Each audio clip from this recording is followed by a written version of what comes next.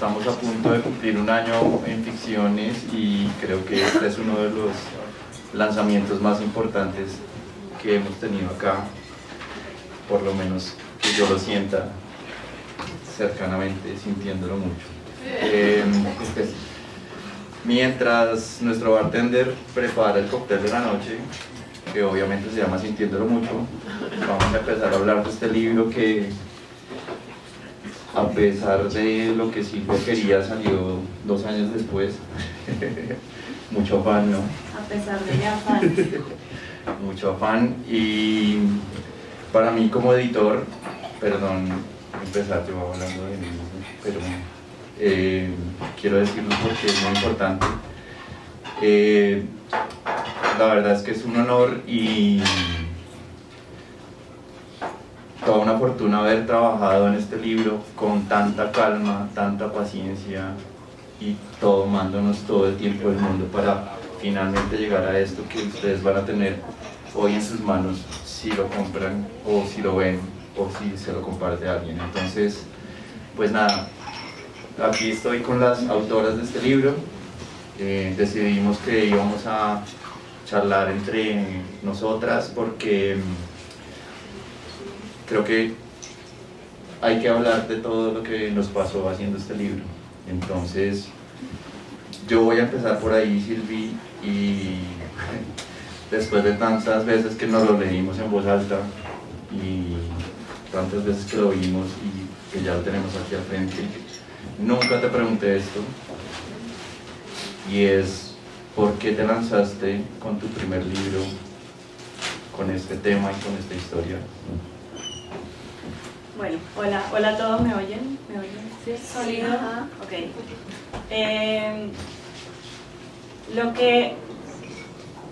Lo que me obligó a escribir de ese tema fueron las circunstancias. Cuando lean el libro, los que ya lo leyeron, pues verán que era como una situación muy dolorosa, pero sobre todo muy rara, creo, que se mueran 3 personas en el plazo de un mes entre cada muerte. Pues como lo digo en el libro, fueron 3 machetazos, que fue muy raro para mí, que nunca había vivido una muerte, y además estaba haciendo una maestría de escritura y no había otro tema del cual escribir, porque pues esto era todo lo que estaba pasando en ese momento. Entonces, pues a veces toca escribir de los temas. Bueno, aquí ya llegó Santi, perdón, aquí la interrupción un momento. Entonces, como es tradición en esta casa, tenemos el cóctel dedicado a las autoras y al libro, y les presento a nuestro bartender Santiago Cuellar, que nos va a contar de qué se trata Sintiéndolo Mucho. Hola. Muy buenas noches, ¿cómo están? Bienvenidos a Ficciones. Qué gusto ver tanta gente, qué gusto ver el lugar así de lleno, qué bonito. Bueno, ayer tuve la oportunidad de leer el libro, un libro increíble, corto pero muy, de verdad, llega. Y creo que de pronto muchas personas nos vamos a sentir identificados con este libro. No voy a dar spoilers, porque de verdad es un gran libro. Quiero que todos esta noche piensen en un sentimiento, el que sea, felicidad, tristeza, nostalgia, el que sea, y que recuerden ese momento, o quizás recuerden el momento con las personas que ustedes más aman. Este cóctel, a medida que ustedes lo van tomando, quiero que se adentren en ese momento o en ese sentimiento. Este cóctel habla mucho sobre el libro. El cóctel está hecho a base de mezcal. El mezcal es el licor o el destilado que más le gusta a Silvia. Por eso tomé esto como base al cóctel. Para darle aroma, ya que el mezcal es un destilado ahumado, para darle aroma utilicé la lavanda, un sirope de lavanda acompañado de Campari, unas gotas muy sutiles para darle un amargo de quizás también estos momentos. Espero lo disfruten. También viene escarchado con una sal de flor de Jamaica. Entonces es un cóctel refrescante y espero que de verdad esta noche tengan y recuerden ese gran momento frente a sus personas más amadas. Que lo disfruten.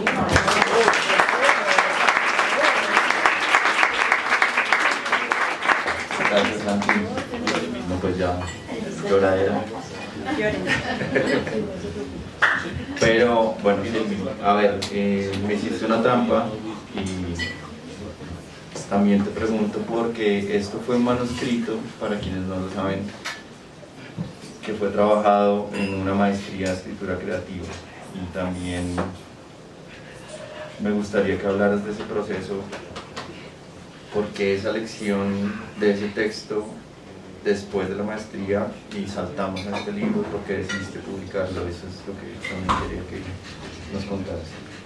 Ok, bueno, durante la maestría pues había que escribir, todas las clases había que escribir, y como decía, fue algo que pasó y es algo que no haya otro tema al que escribir, y estaba en clase con Fernanda Trías, no me acuerdo cuál fue el ejercicio como de escritura, como cuál fue como si la tarea, pero el primer texto que escribí del libro fue el del páramo, me acuerdo. El del páramo le dio como, que es casi al final además, le dio como la vida al resto de textos. Y ese texto, que es mi favorito además de todo el libro, nada, me gustó tanto que dije, quizás hay que irse por acá. Porque de hecho yo no me presenté con este tema a la maestría, porque cuando empecé a hacer la maestría nada de esto había pasado, y pretendía escribir un libro totalmente distinto, pero la vida se atravesó, la muerte se atravesó y terminé escribiendo esto. Y pues nunca había tenido un manuscrito completo, aunque yo había escrito cositas, pero nunca había logrado un manuscrito, que además cambió muchísimo a la primera vez que tú lo viste, que hoy de hecho vi la primera entrega y fue como, qué fuerte, qué difícil, cómo me gradué con esto, pero me gradué y me fue bien.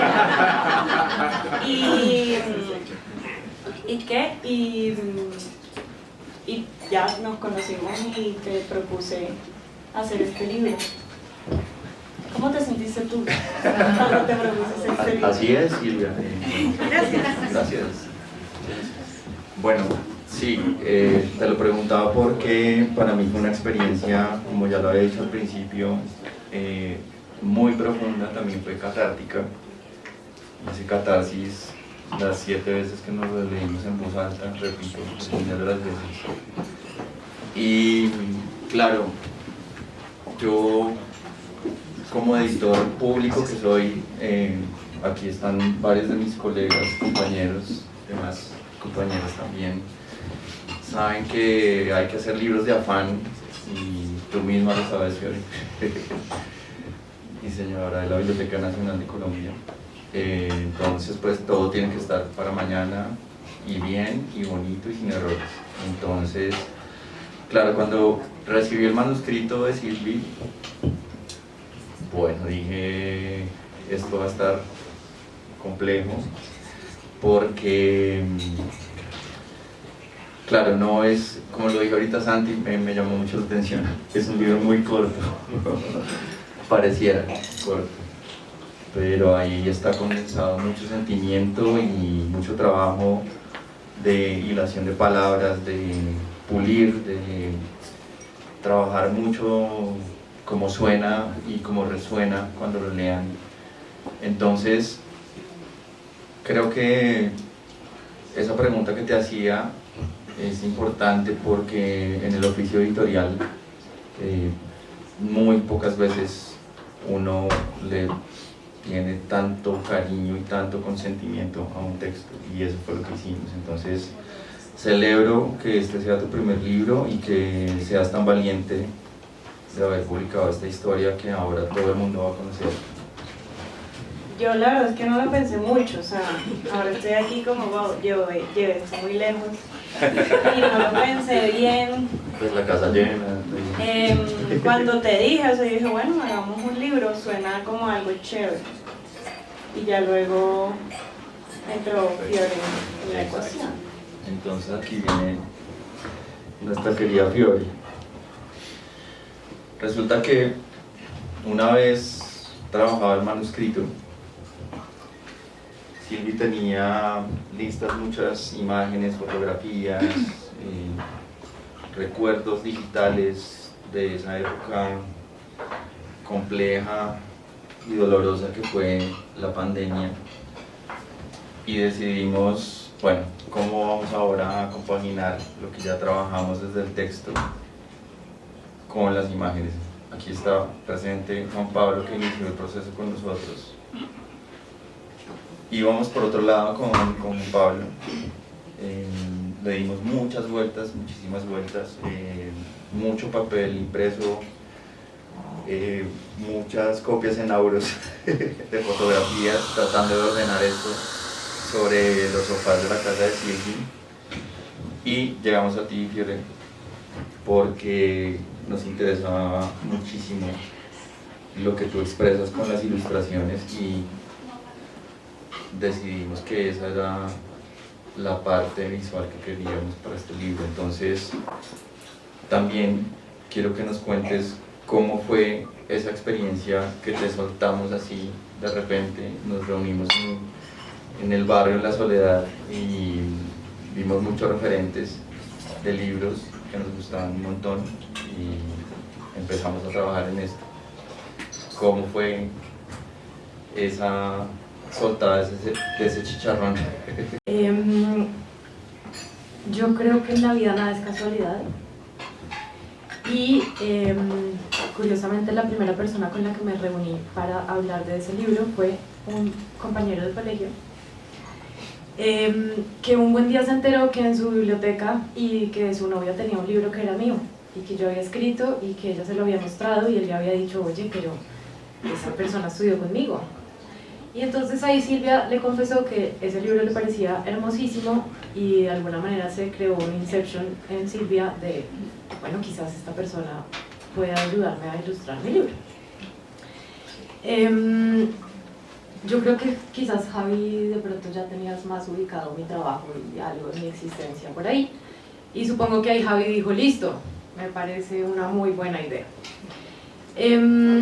Me mandaron este manuscrito por correo, me lo mandó Silvia, y sí fue como un bombazo, porque me llegó un drive en el que había un manuscrito y que además estaba lleno de un montón de fotografías de un archivo familiar en el que yo no tenía ni idea quién era nadie.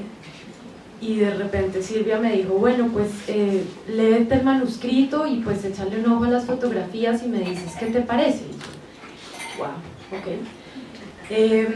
Y empecé como ese trabajo. El primer trabajo en realidad, confieso que fue ver las fotografías, porque igual me da demasiada curiosidad ver tanto casas de personas que no conozco como fotos de gente extraña. Y después, cuando ya hice el trabajo de revisar todo el material fotográfico, empecé justamente a leer ese manuscrito. Recuerdo perfectamente en donde empecé a leerlo, y fue en un taxi de camino a dictar clase a la Universidad del Rosario, y me acuerdo que empecé a leérselo en voz alta a mi pareja y le dije, oye, me llegó este manuscrito y me gustaría empezar a leértelo, te lo voy a leer ya. Y entonces abrí el correo y empecé a leer ese manuscrito en voz alta, y él me seguía también la lectura, y el señor que nos estaba llevando pues también, de paso. El señor estuvo completamente en silencio, él no, confieso que no hizo ningún comentario, y la verdad es que desde ese momento en el que igual yo iba con afán, tenía otras cosas en la cabeza, ese manuscrito me llegó, ¿sí? Yo dije, iba rápido, iba tarde, voy a clase, y en todo caso estuve ahí, ¿sí? Y seguí leyendo hasta terminarlo, me lo devoré. Y desde el minuto 1 le dije a Silvia, te lo compro, dale, trabajemos en esto. Me pareció fascinante por muchas razones que aún no voy a mencionar porque me adelantaría un poco en la conversación, pero instantáneamente sentí que eso que estaba leyendo se podía traducir de una manera muy hermosa y sobre todo poética al lenguaje visual. Así que realmente creo que fui súper fácil, sí. Me conquistaron muy rápido. Así llegué yo a ese manuscrito. Fue fácil, pero todas las versiones que hicimos, todos los detalles que van a encontrar ahí. Entonces, todo esto para decirles que en este libro hay dos narrativas. Para mí funcionan independientemente una de la otra. Y modestia aparte, creo que eso es un logro muy grande en un libro. Leer solo la parte visual y leer solo lo textual es algo que, bueno, es difícil de lograr. Ya me dirán ustedes si lo hicimos o no. Silvi, también hay otra cosa en la decisión que tomamos, y es que tú buscaste al mundo editorial, mandaste el manuscrito, le diste vueltas buscando cómo publicar, y nos lanzamos a lo que ahora se llama Quizás Laboratorio Editorial, que es el proyecto de las tres personas que estamos aquí conversando. Y se llama Quizás porque quizás sale o no sale el libro cuando queramos y porque queramos y como queramos. Ese es el manifiesto básicamente, aunque no lo leí bien, pero bueno, no lo dije bien, ahorita lo podemos leer, quiero decir. Entonces, también, ¿cómo concibes tú eso? Enfrentarse al mundo editorial, lanzarse, no encontrar respuesta, no encontrar eco, y de repente pues tienes eco en dos personas que son cómplices y te dicen, bueno, vamos para esa y vamos a hacer este libro. Uy, ¿qué? Estás tirando duro. Pues, a ver, yo no... Sería un poco iluso de mi parte decir que yo esperaba mandar un manuscrito a editoriales grandes y que me respondieran de una como de una, te queremos ya. Pero sí fue así. Yo creí que iba a ser así, y cuando no recibí la respuesta, pues tenía dos opciones, como darme por vencida y dejar ese manuscrito ahí, o intentar esto que hice. Y de nuevo creo que lo llevé muy lejos y estamos aquí todos ahora. Y todavía me cuesta creerme que tenemos un libro impreso y que trabajamos 2 años por esto y que es tan hermoso y que la gente me diga hola. Hoy había una escritora acá y me dijo, como suerte, colega, y yo, ¿qué?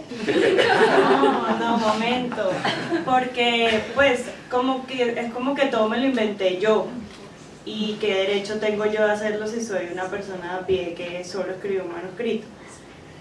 Eres solo una chica. Solo una chica que escribió un manuscrito, pero al mismo tiempo pues me creyó Javi, que ha editado montones de libros, y me creyó Fiorella, que ya es una autora publicada, y entonces dije, quizá, pues sí vale la pena, porque si no, estas personas no estarían dedicándome 2 años de su vida a trabajar conmigo por amor al arte, porque es por amor al arte. Sí, y eso como te escribí, no sé si ya leíste la nota que te escribí, pero pues eso fue lo único que me dio como un poco de seguridad en que yo no estaba siendo una loca que tenía un libro malísimo y iba a imprimir un libro malísimo 500 veces, sino que pues una gente seria de la industria editorial me estaba parando bolas. De la industria. De la industria.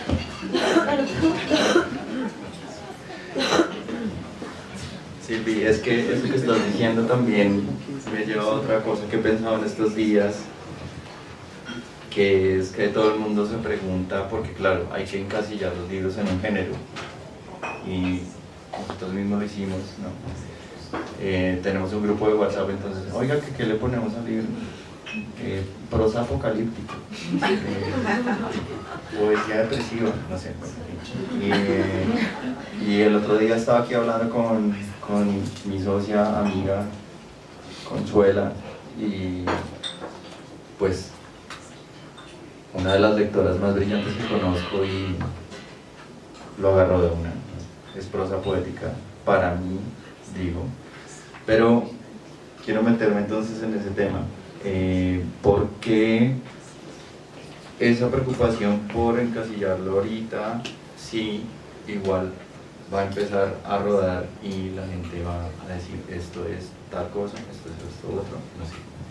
Eso es como un problema que se me ha presentado cuando hablo del libro, porque la gente me pregunta qué género es.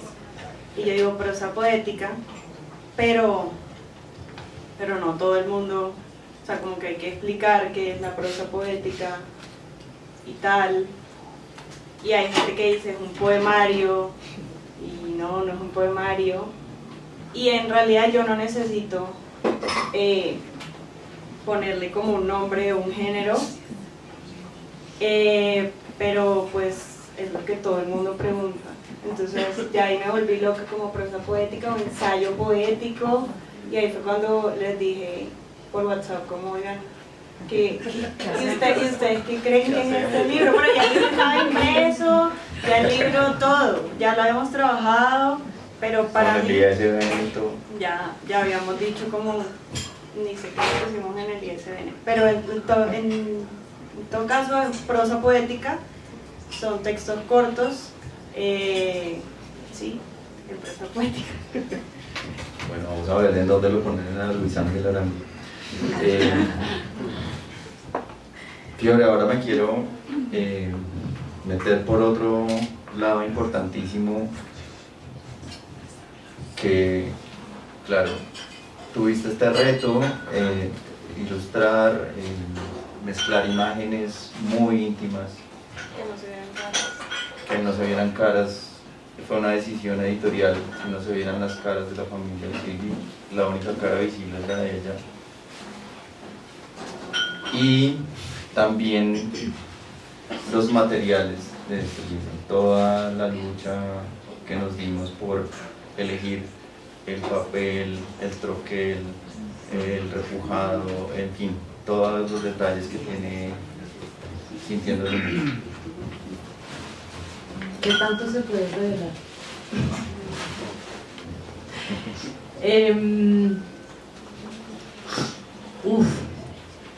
Difícil. A ver, no me gustaría del todo explicarles como todas las decisiones gráficas y estéticas del libro, porque soy muy partidaria en general de que cada lector tenga una propia lectura, y eso no es solamente en relación al texto, sino también en la forma en la que van a leer la imagen y la materialidad del libro, porque sí creo que es un libro objeto, ¿sí? Y me encantaría que cada uno de ustedes acá tenga esa libertad de entender libremente la parte gráfica que acompaña este manuscrito. Sí me gustaría igual decir que cada elemento que hay en este libro fue absolutamente pensado. No hay nada porque sí, ¿sí? Todo tiene una conexión entre todos los elementos que están conectados. Creo que hay un elemento en particular que va como guiando todo el libro, que es el asunto del hilo rojo y la presencia del rojo, que está pues en la portada, en la contraportada, y en varios de los personajes que pues se presentan y se introducen en el texto. Sin embargo, cada personaje también tiene una personalidad propia como a nivel visual, y hay ciertos elementos en particular que también nos acompañan. Queríamos realmente, bueno, hay algo que no sé si se preguntarán o les parezca muy extraño, pero cuando lo he contado así como que para mí es súper natural, digo, no, es que lo que pasa es que el libro tiene un hueco. Y entonces obviamente son como, ¿cómo así? Sí, tiene un hueco, el libro tiene un círculo, está completamente perforado y pues hay un hueco que atraviesa todo el libro. Voy a ponerle un llavero. Exacto, es como para colgar en realidad en la casa. Pero, bueno, esto para los que no saben como el lenguaje específico del libro es una cosa que se llama troquel. Y el troquel fue de las cosas más difíciles de hacer. Inicialmente fuimos súper positivos con este troquel, como que pensábamos que iba a ser muy fácil, como normal, pues, o sea, perforar el libro, fácil. Y en realidad fue dificilísimo, fue todo un reto.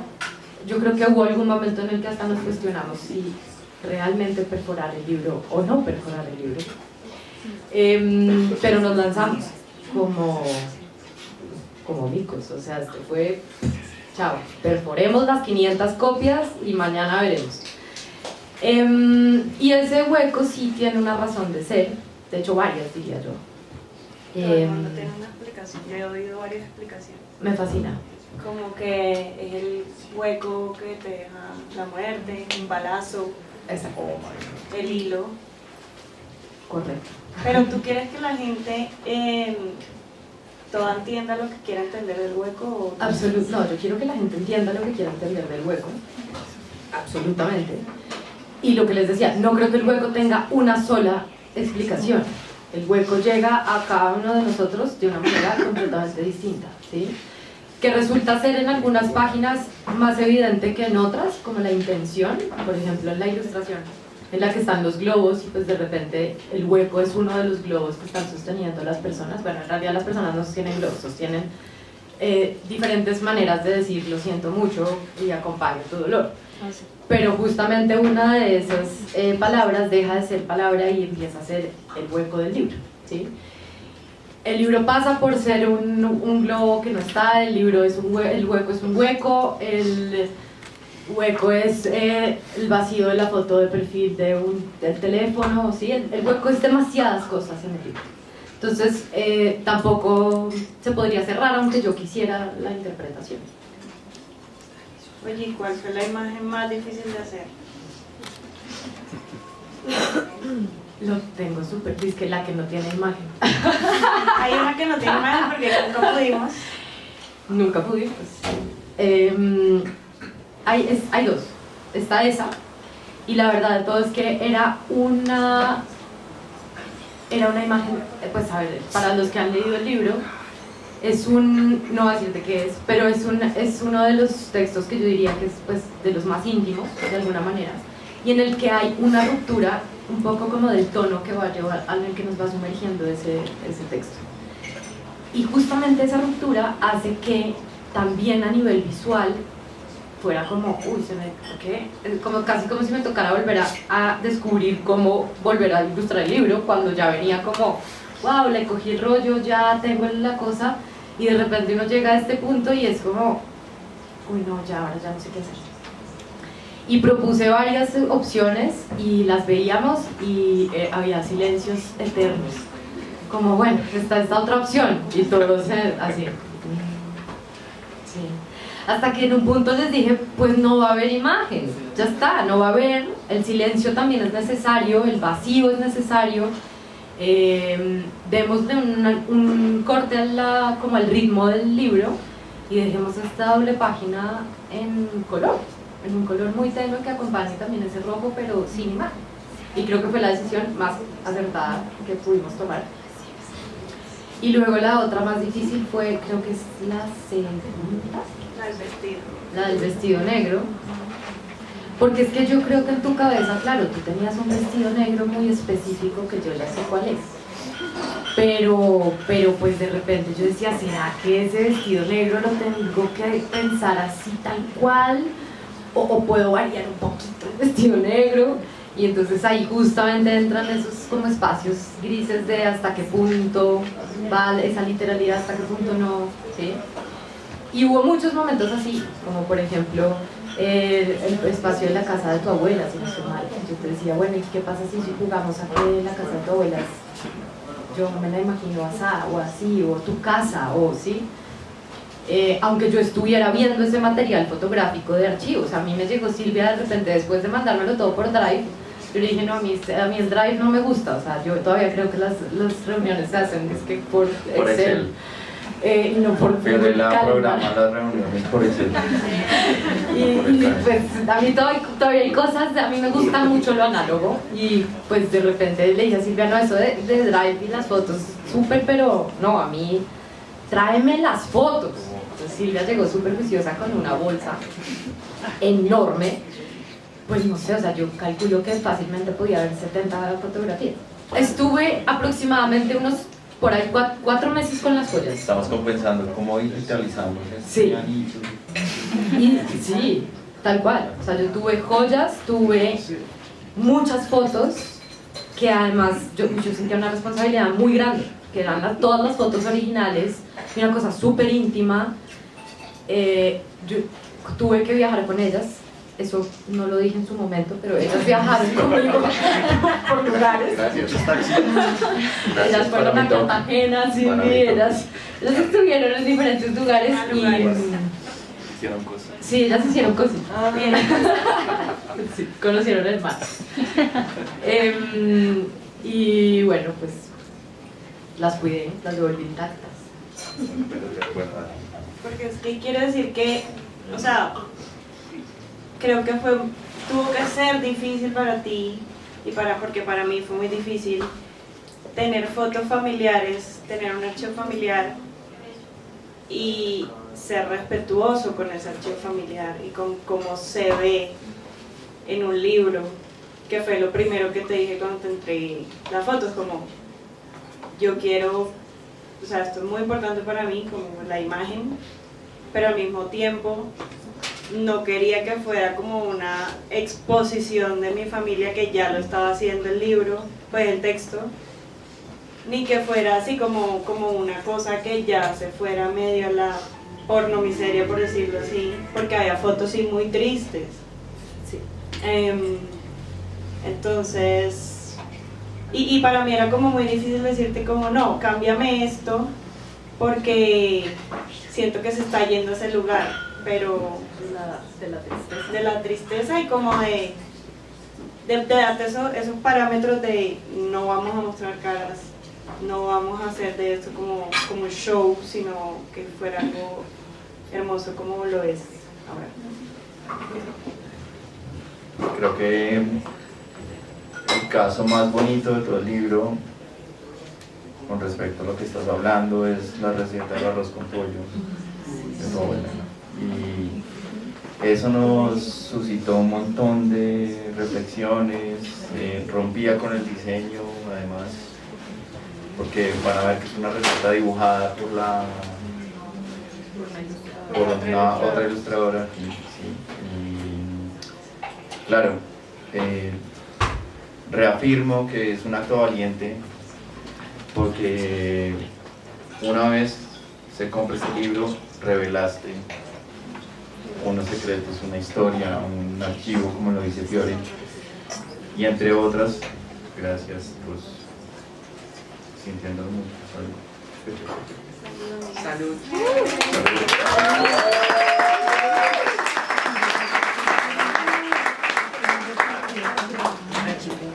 Está peligrosamente rico este Está delicioso. Entonces, sí, vuelvo a la valentía de revelar una historia de familia, un archivo documental. Creo que uno de los tesoros que tiene este libro también, además de, ahorita vamos a hablar de eso, de tu trabajo gramatical, lingüístico y demás, porque lo hicimos, es el esfuerzo por condensar aquí un documento de familia, un archivo que se expone, y me gustaría que hablaras de eso. Es difícil porque fue difícil y es difícil porque uno, primero las memorias, los recuerdos de cada uno están como, pues, cada quien recuerda su historia como la recuerda, no todos recordamos, o sea, ponen dos hermanos y uno se acuerda de una cosa y otro se acuerda de otra cosa y uno cree que el papá hizo tal y otro cree que el papá no hizo tal. Entonces, cuando yo escribía, siempre pensaba como Dios, ojalá mi familia no me vaya a odiar, que no creo, pero ajá, no se sabe. No me vaya a odiar porque estoy contando esto de esta forma, pero es como yo lo recuerdo, entonces espero que eso lo vayan a entender. Esa fue como la primera dificultad. Y la segunda era que igual es una historia familiar que a mí nadie me dijo puedes escribirla, pero al mismo tiempo me pasó a mí, entonces tengo el derecho también de escribirlo y de escribirlo como yo lo recuerdo. Además, hay partes como que por sentido de la historia y para que tenga un ritmo el libro y tal, pues no cuento exactamente todo lo que pasó, hay detalles que sí, hay detalles que no, y eso me daba mucho miedo que afectara a mi familia, porque quizá piensen que estoy como dejando atrás personajes, detalles que para otros pueden ser importantes y para mí todo fue importante, pero pues a razón de la historia había que cortar. Eso fue como la mayor dificultad. Y otra es, hay 3 textos en los que yo describo a mis 3 familiares que murieron y los describo de lo que yo creo que era cada uno, pero mi mamá creerá otra cosa, sus otros nietos creerán otra cosa, sus hijos creerán otra cosa. Y yo intenté escribir como lo más hermoso que era cada uno, porque pues los amo y los quiero recordar así, pero también eran personajes con sombras que había que decir y están ahí. Y espero que no me odien ninguna de mi familia por eso, pero creo que no. Y si no, pues sintiéndolo mucho. Bueno, entonces ahora me gustaría que ustedes dos nos contaran una anécdota particular de la hechura de este libro, algo así como el detrás de cámaras, que tú digas, bueno, voy a contarles esta cuestión porque Javier y Fiorella fueron insoportables con los papeles y casi no decidimos qué papel imprimir. Sí, pasó de todo, pero un detrás de cámara que me gusta contar mucho es cuando apenas estábamos leyendo el manuscrito, Fiorella aún no había entrado a esa ecuación. Y primero, Javier me hacía leer en voz alta, y yo odio leer mis propios textos en voz alta, pero tocó. Y en muchos textos yo me refería a mí misma en masculino. Y él me decía, pero es que tú no eres hombre, eres mujer. Pero claro, tenía ya como tan incrustado el género como general masculino que todo el libro estaba escrito como si yo fuera un hombre y todo tuvimos que cambiarlo para que tuviera sentido. Y aún así todavía yo lo leo y yo digo, pero eso no se dice así, pero sí se dice así. Sí se dice así.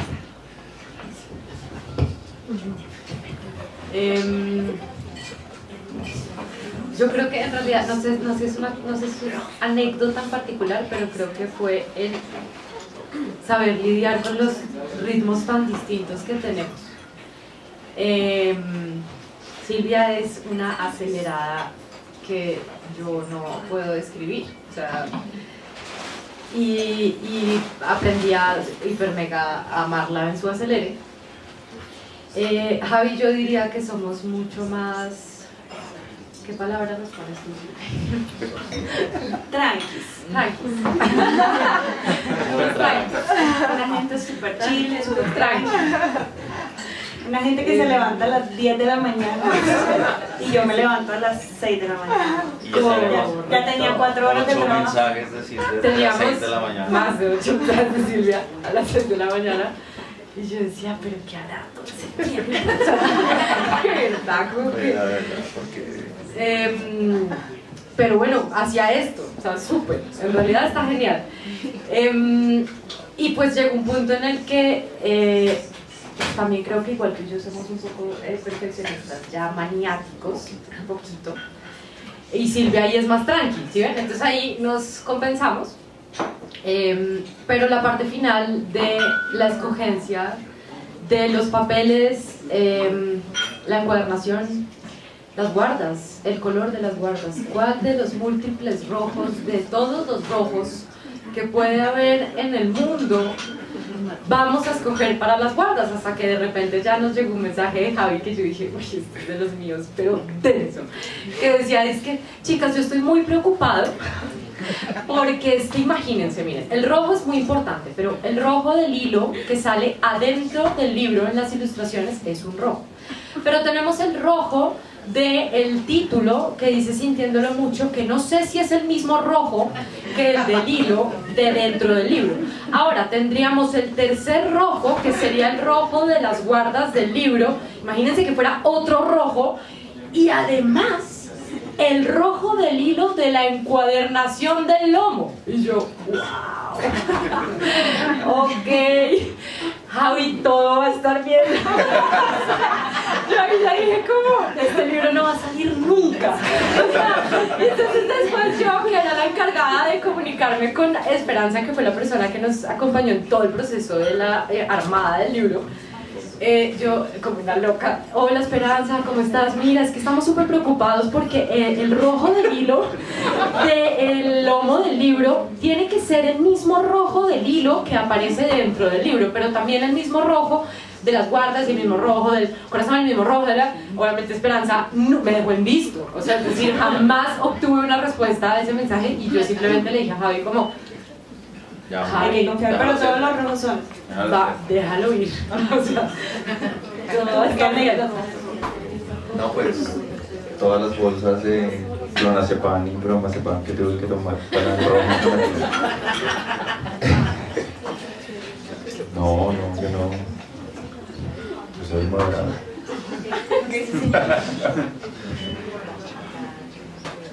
No, mentira, sí, hay una gran anécdota, sobre todo con Esperanza, que hoy hablamos, la impresora de este libro, que iba a venir, pero bueno, sí, yo también invité, pero bueno, nos hemos visto otra vez. O Esperanza, si estás por ahí, te amamos. Y entonces ella me dijo, Javier, es que no sé por qué aquí a mí nos dio por dedicarnos a esto, de las artes gráficas que se llaman las artes trágicas. Y yo sí, es que se troqué el rojo, la cantidad de rojo, un montón de problemas, pero ya. Gracias por revelar mi historial clínico mental. Bueno, entonces, ahora vamos a hacer algo que me gusta mucho porque hemos hablado de la lectura en voz alta. Y por supuesto que este libro merece ser leído en voz alta. Les aconsejo a quienes lo compren, a quienes lo tengan, que lo hagan, y ya van a ver, y van a escuchar, y van a sentir. Entonces, Silvi, haz los honores. Empieza a leer algo que te guste. ¿Cuál leeré? No, algo de García Márquez.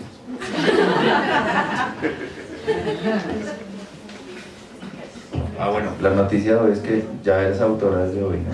Escritora. A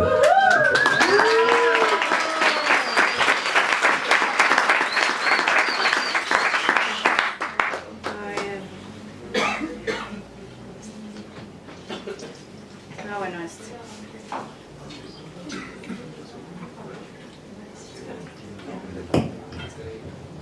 Este es el texto número 5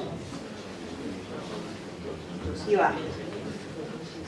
Un día lloré en uno de esos grandes acuarios gringos viendo a una orca hacer un show ante cientos de personas. No podía creer que yo estaba viendo algo tan vivo, que saltaba y flotaba y lanzaba agua para sorprender a otros. Una masa enorme, viva. Dentro de agua, viva. Rodeada de personas que reían, vivas. Junto a mi hermanita de 5 años, viva. Yo tomando una cerveza, viva. Viva y sintiente, como quien no ha pensado que todo es más fácil estando muerta. Pues no voy a decir que lograr un libro perfecto, pero es lo que queríamos para honrar una historia tan compleja y, como lo dije ahorita, un archivo tan íntimo y tan valioso, y sobre todo pues para hacer arte, creo yo, pues me jode un poco usar esa palabra, pero pues, hicimos arte acá.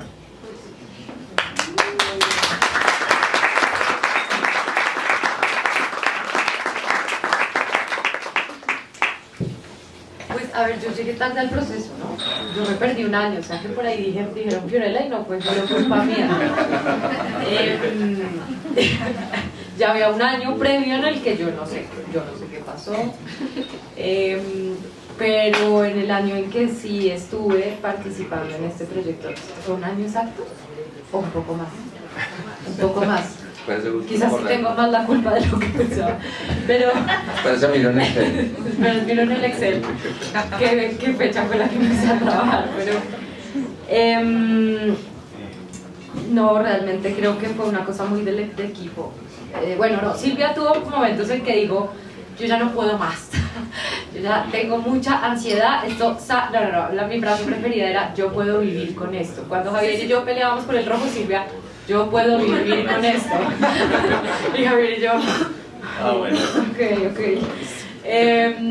Pero en realidad el último proceso, que fue igual la armada del libro, también tomó un buen rato. Era un libro complejo, queríamos que fuera un libro que tuviera un papel hermoso, que el papel realmente fuera como muy acorde, o sea, la misma tonalidad del papel también nos ayudara a que la tonalidad de las fotografías no se sintiera súper saturada y como si fuera una fotografía tomada ayer, sino igual algo que nos diera un tono mucho más viejo, ¿sí? Un poco más amarillento. Entonces todo detalle implicaba, Esperanza sí decía, no, vayan ustedes a la papelería. Entonces pues nos íbamos allá los tres y llegábamos allá y veíamos 800.000 papeles y Que había una señora súper simpática. y yo la detestaba. Era tenaz. Silvia era buenísima para llevarla súper bien, yo perdía la paciencia. Anotábamos los nombres de los papeles, en algún punto compramos papeles, ¿no? Nos los llevamos a la casa, los volvíamos a ver, se nos olvidaban los nombres que habíamos anotado, entonces vuelva y véalos. No, hay que volver a ir a la papelería porque pero es que este sí era el de la portada. Sí, yo creo que era algo como no sé qué. Bueno, ok, y así, con todos y cada uno, o sea, hay varios papeles. Creo que en todo caso yo entregué todas las ilustraciones a tiempo. Muy puntual. Pero sí hubo momentos de decir, bueno, esta repensémonosla. O yo misma llegarles con una propuesta y decirles, miren, muy sinceramente yo traje esto, pero a mí esto todavía no lo veo. Porque nadie de mi familia lo ha leído aún. Yo el manuscrito se lo mandé a mis primas, pero creo que no fueron capaces de leerlo aún porque pues era muy doloroso para todos leerlo. Incluso a mi mamá le dije hoy como, porfa, léelo hoy para que no llores por la noche. Y me dijo, igual voy a llorar, no lo voy a leer. Entonces nadie lo ha leído. Y no tomé no le pregunté a nadie como, ¿tú cómo recuerdas esto? ¿Tú cómo recuerdas aquello? Porque pues ya tenía esa noción de que todos recordamos distinto lo que nos pasó. Y no quería que las memorias de otras personas sí, como que ensuciaran, digamos, la memoria que yo tenía, porque ya esa memoria era suficientemente, como que me decía lo suficiente para que yo pudiera escribir, porque además no sé si esto le pasa a algunas personas, como que yo estoy viviendo un momento y estoy pensando enseguida como que todas las emociones que me está causando, estoy como relativizando todo lo que estoy viviendo, y ya yo tenía muy pensado como, si yo pensaba en una imagen en un momento de esas muertes, ya yo sabía qué quería decir, porque ya había pensado justo en ese momento como, uy, esto es demasiado poético, esto es demasiado loco, esto me hace sentir así, esto me hace sentir así, entonces ya lo tenía. Y entonces no le pregunté a nadie, y todavía mi familia no ha recibido el libro, pero obviamente sí les puedo decir como, digan, perdón, porque no está todo. Sé que una de mis primas, sintiéndolo mucho, no está todo lo que vivimos. Una de mis primas sí, hay un texto en el que yo digo, bueno, no lo puedo decir porque no les puedo dañar la historia, pero hay un texto que no es tan, sí, como tan la realidad de lo que pasó, en tanto no son todos los personajes en el texto. Y yo le escribí a mi prima como, yo sé que tú estabas ahí, no te nombro, y perdón, pero pues lo recuerdo de esta forma. Y todavía nadie me odia. A mí como editor me parece que los correctores, las correctoras de estilo siempre están subvaloradas en el mundo editorial. Un saludo a Jesus allá especialmente. Y un trabajo también muy valioso fue el de Jessica, que además uno de los referentes para este libro fue el libro de hallazgos, tu libro. Entonces, digamos que si hablamos de la... Desde el día 1. Si hablamos de la cadena de valor del libro y todas esas cosas, creo que es importante reconocer la labor también que está ya supuestamente discreta de la corrección de estilo, y nada, simplemente una impresión breve de lo que trabajaste. Bueno, yo creo que el de Fiorella me tiene más cable, sí. Gracias, igual. Bueno, sí, yo soy la correctora de estilo tras bambalinas, tengo muchos oficios así tras bambalinas, pero de todos los trabajos de corrección de estilo que he hecho, porque he corregido también cosas que no me gustan, sobre todo textos académicos, siento que todos los investigadores escriben igual, y me llenó de vida que ustedes me contactaran para este proyecto. Me acuerdo que Javier fue bastante meticuloso y me dijo como, este texto es delicado, hizo un preámbulo, pero que igual me pareció profesional, porque no todos los textos tienen la misma naturaleza y el mismo carácter. Y justo ustedes me llamaron en un momento en que yo, entre mis intereses varios de escritura y de lectura, estaba leyendo obras de prosa poética, novelas, cuentos, libro álbum, que entraban en la línea de archivo, arte y memoria, y el archivo y la memoria me llevaban inevitablemente también a libros sobre el duelo. Entonces también era un proyecto que me gustaba mucho, porque a mí me gusta meter el dedo en la llaga, me gusta leer cosas que me hagan llorar, y fue precioso desde la primera vez que lo leí. Me llamó mucho la atención porque, claro, desde esa vez que trabajé con ustedes no lo he vuelto a leer, sino que estaba esperando como este momento, pero me gustaba mucho el fragmento que decía como que necesitabas como usar jabón porque tenías ese duelo pegachento a la piel, y algo que me llamó mucho la atención del estilo de Silvia es esa elección de palabras, porque también dicen algo de dónde es ella, en qué espacio se formó, qué paisajes la configuran, y eso también nutre bastante el estilo literario. Y de hecho creo que hubo una sugerencia que yo hice, que tú la peleaste el resto, y dijo, no, pero es que yo hablo así. Y yo me estaba yendo por lo gramatical. Sí, y fue muy bonito como contar con... acompañar ya lo último, porque pues igual fue una fase ya final en la que yo me incorporé, y me honró mucho que pensaran en mí también para hacerlo, porque pues es un libro precioso y como correctora de estilo, ahí sí me siento orgullosa de haber sido correctora de estilo de este libro. Pasó esto que me pasó, pero sobre todo, pues he tenido que configurar otra vida a partir de la falta de estas personas que eran tan importantes para la configuración de mi vida anterior. O sea, mi abuela era una presencia muy maternal en mi vida, mi abuelo muy paternal, mi tía también. Entonces, lo que digo en el libro es, pues ya tengo que aprender a vivir sin estos personajes que suplían como estos roles. Y igual me cuesta todavía, sobre todo cuando quiero como pedirle un consejo a mi tía que solo le hubiera pedido a mi tía, pues ya no puedo. Y ese es como el momento en el que más extraño.